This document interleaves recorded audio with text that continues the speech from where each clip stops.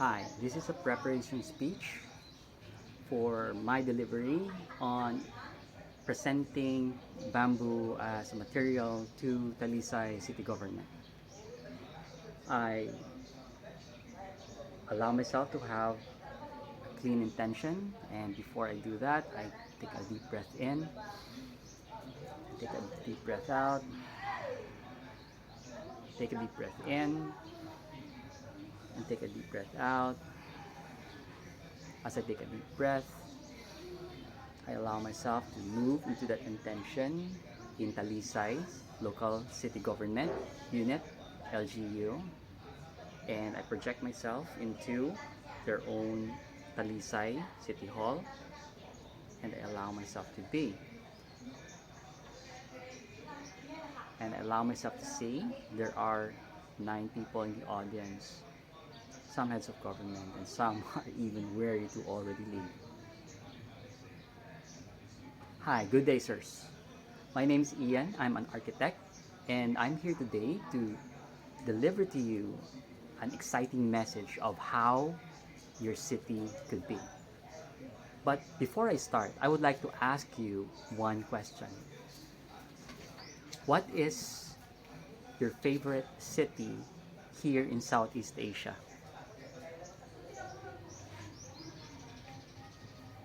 Okay? What is your favorite city here in Southeast Asia? And second, what allows you to choose the city? Okay, you. Yes? Yes. Okay. So Kuala Lumpur is good. And so why did you choose the city? Okay. Yeah, and you. So what's your favorite city? Yes, Bali. That's an island actually. Yeah, but it's okay. So why did you choose this city? Okay. Yeah, and how about you? Yes, Boracay. And why did you choose this city? Yes, and last, who else? No one else wants to answer? Okay, you. Yes. So, what is your favorite city? Coron. Yes, everyone likes Coron. And why did you choose the city? Yes. So, we all have this ideal city here in Southeast Asia. And no wonder we have chosen that city because these very same cities have their own identities, they have their own way of living, and they have compelling reasons and history in that city. Some of the cities, like Bali, like Kuala Lumpur, some of the cities have their own connotations. In Kuala Lumpur, it's a bustling city with British colonial, and it's an upcoming country here in Southeast Asia. And Coron has beautiful beaches, and it attracts foreigners into its shores. And someone has answered Bali. Bali is a beautiful place, and it has iconic histories and different reasons why this city is so magnetic, it's so powerful. Now, I'm going to ask you one question. What will it take for Talisay City to be at par? And what will it take for Talisay to be in this level? Okay? Now, instead of you answering this, I want you to close your eyes and ask yourself, in all your physical and mental and creative capacities, ask your unconscious mind, What will it take for Talisay City to be in this kind of level such that even Metro Manila would tone down, Cebu City would tone down, Bacolod City would tone down, and Davao City would tone down their own diversity, their own magnetism. And slowly but surely, Talisay is ranking up, going up. What kind of investment? What kind of interest? And now that before you start this, let me ask you another thing. Before Bali was famous, what was it? Before Hong Kong was famous, who were they? Before South Korea was famous, what were their cities like? And before Coron, before these different cities were like, what were they like?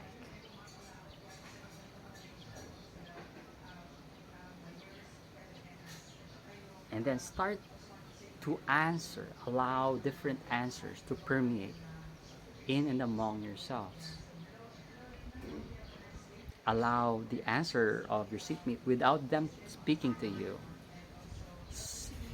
Uh, Vibrate their voice of what it is to make the city more lively, more expansive, more magnetic than the cities that you have mentioned.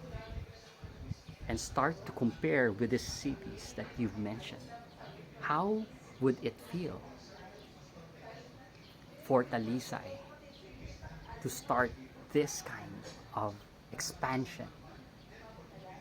What would it take? What would it feel for Talisay to start this journey? Because I'm sure before Singapore became the premier world city, their leaders didn't know what to do. They had no resources, they had no land, they had specific set of problems. That Talisay is just another city here in Negros Occidental. That Talisay don't have this kind of resources. We are limited by the national budget. That Talisay is limited by different geographies. We don't have that kind of beaches like Boracay. We don't have this, we don't have that. But take yourself into this position of the people living in Singapore in 1954. Singapore was devastated by the British in 1946, 1945, 1944. The Japanese invaded the whole city and used it, destroyed its economy, bombed it. And so how did this city rise up from where they are and being neglected? They wanted to join the Malaysian state, but they were rejected. How did this city become who they are right now? And it starts with this intention. And some things that this city did cannot be recreated the same way that Singapore did it, the same way that Bali did it, the same way that Hong Kong did it, the same way that Seoul did it. But there is this journey, this way of navigation that Singapore took from where they are in 1954 when they were set free from the British to where they are now. From where they are in 1954 to where they are now. Now, let's break into groups and discuss what you have seen in your mind, what ideas, what emotions that you felt. But let's have some rules. When you discuss in your groups of 3 or 4, I want you to discuss I want you to discuss. I want you not to discuss what are the problems of Talisay, what are its challenges, and what are its roadblocks. Instead, I want you to feel excited. I don't care whatever that thing is. Find something to be excited about and started anchoring that excitement to one advantage, to one strength, to one uh, to one quality of Talisay that will set it apart, and that this could be a catalyst for change in the whole city. So it could be one barangay, it could be a resort, it could be anything, or an idea of a businessman who lives here. Because anything, any idea could change anything in the future. There were different empires that were here in Southeast Asia, but they're no longer here today. The Khmer Empire lived in Cambodia for 800 years ago, but now they lay in ruins. And so, as beautiful as their cities were, as prosperous as their cities were, it was bigger. It was bigger than the Sri. It was bigger than the Srivijayan Empire. It was bigger. It was bigger than. It was bigger than the the Thai empires. But these are history, and we don't even know why they went down. But Thailand went on to reclaim the center of civilization here in Southeast Asia, and also the Srivijayan Empire took their place in history as the center of civilization. And so, just talk into your talk into your smaller groups and allow these thoughts, these emotions, this energy to permeate the different parts of the group. Okay? Let's take 15 minutes. Okay? Okay, time starts now.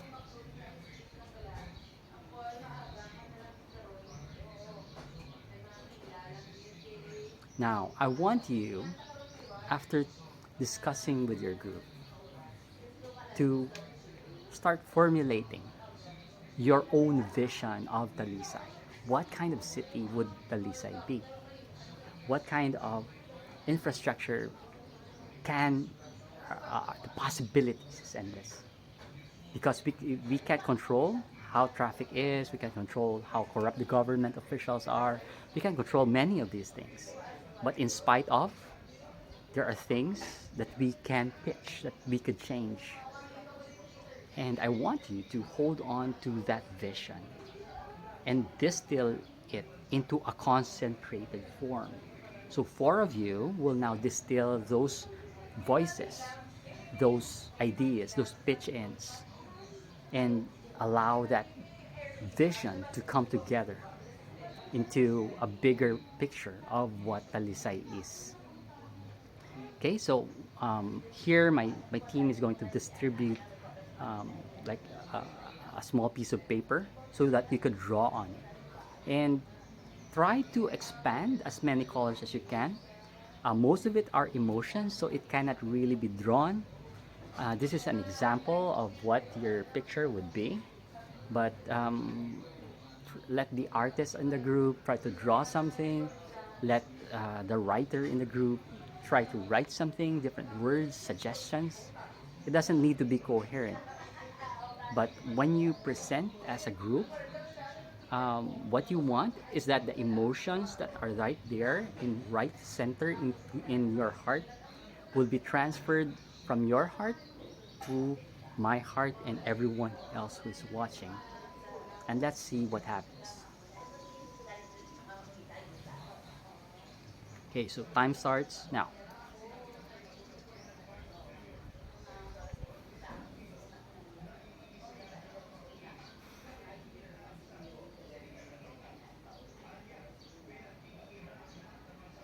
Now time's up. So now let's have the different group presentations.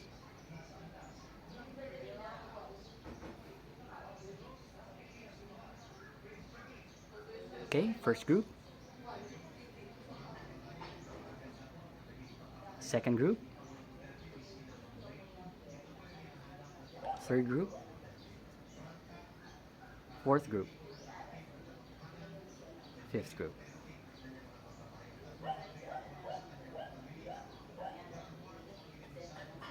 Okay, so those presentations are really impressive. And I don't want you to stop dreaming about what Talisay could be. I would like you to bring that question home. And once you start sleeping, I want you to quiet down and allow your heart to speak its messages about what that city is going to be. And allow yourself to just understand what it looks like.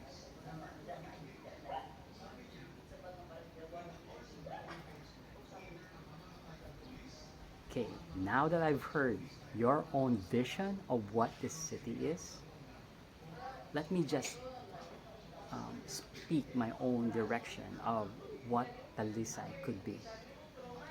And this is based on my profession as an architect. I'm a dreamer.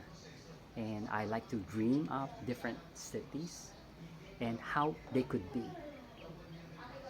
And just remember that Singapore is not the Srivijayan Empire, does not own the Borobudur, does not own the Khmer Empire. But Singapore reinvented itself into a different thing. And part of our dreams is our past, and another part of it, and the other 40% is what we continually do every day. Because is always reflected. Value is always reflected in the heart. When people feel that you are selling a car for 200,000, the value of that car ranges from 180 to 220,000. So what if the other person buys that car for 110%, for 110,000? Your reaction and your value system will speak out. If you allow your own car to be sold at 110,000 and you don't feel bad about it, that becomes a reality. That the only value of that car is actually 110. But if you get angry, if you get agitated, there's a conflict of values. That this car is 200,000, but for this other person who wants to buy it, is only worth 110. And it doesn't need to be that way. But your anger is an eyepiece, is an opener to what the value of that car is. And let me paint a picture of the beauty of Talisay if you work together with other municipalities here in Negros Occidental. And I want you to dream, what would Talisay be if we really became valuable ourselves? Because value is reflected in the pride, in the confidence of the different people that are here. Singapore wouldn't have taken those big risks if they didn't believe that these risks were worth it. Dubai wouldn't build a 54 trillion Palm Jumeirah, Palm Dera, and Palm Jumeirah B if they didn't believe that this investment was worth it. And even though those investments failed and Burj Khalifa failed, needed to be rescued by Abu Dhabi. The value alone and the confidence of the people creating that investment, digging up those land, creating those islands that were worthless to anybody. It was valuable to someone. And that's where courage comes in. You have to find that courage and have and let that grow deep inside you so that it starts to flower into something beautiful and start to bear fruit. Now, this is just a partial dreaming of mine of um, uh, uh, what a Talisay village, about Talisay barangay could be. And this is not the whole picture. This is just my own perspective. And what if, in your own field, in your own profession, you could pitch in into a more beautiful city than it currently is? And we could partner hand in hand with the government, no matter how corrupt it is right now, into building a better municipality, in building a better city, for uh, building a better community for our city. So here is my presentation for the Bakod Bubong Balat.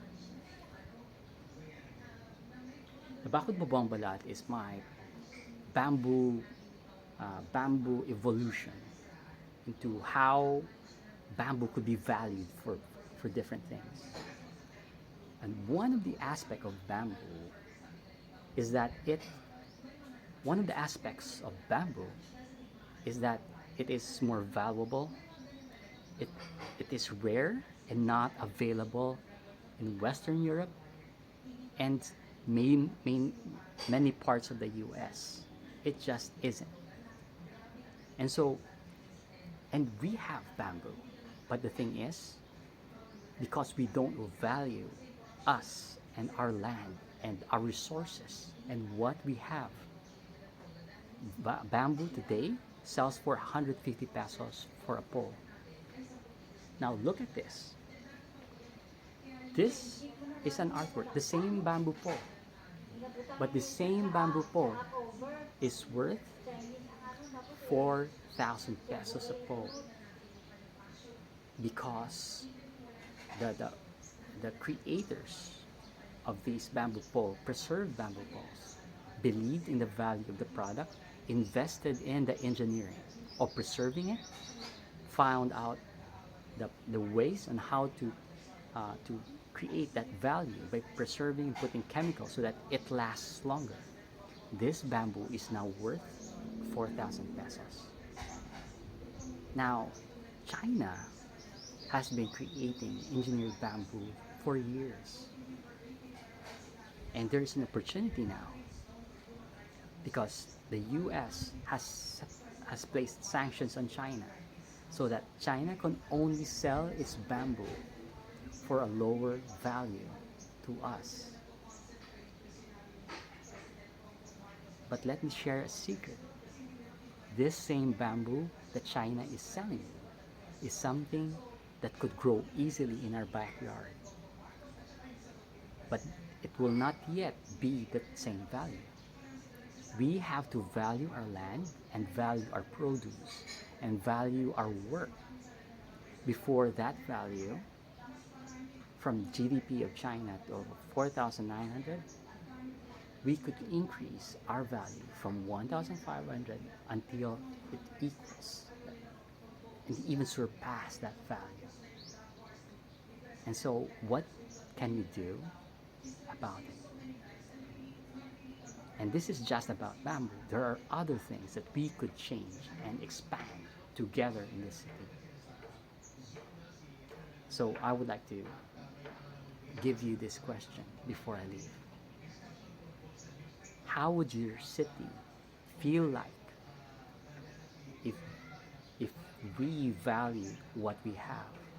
If we value what we already are? We are Asia.